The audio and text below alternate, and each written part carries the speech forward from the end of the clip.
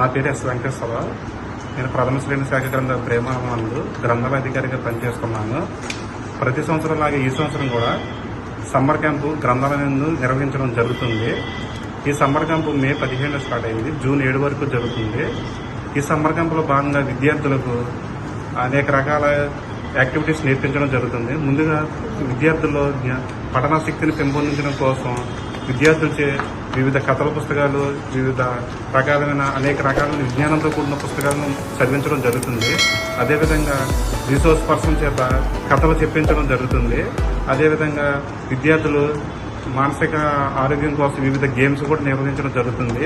విద్యార్థుల ఇంట్రెస్ట్ని బట్టి వారికి నృత్యం మీద కూడా శిక్షణ ఇవ్వడం జరుగుతుంది. ఈ కార్యక్రమంలో అందరూ పార్టిసిపేట్ చేసి ఈ వేసవి కాలాన్ని విద్యార్థులు సద్వినియోగం చేసుకోవాలని గ్రంథాలయం తరఫున గ్రంథాలయ అధికారిగా అందరికీ కోరుచున్నాను.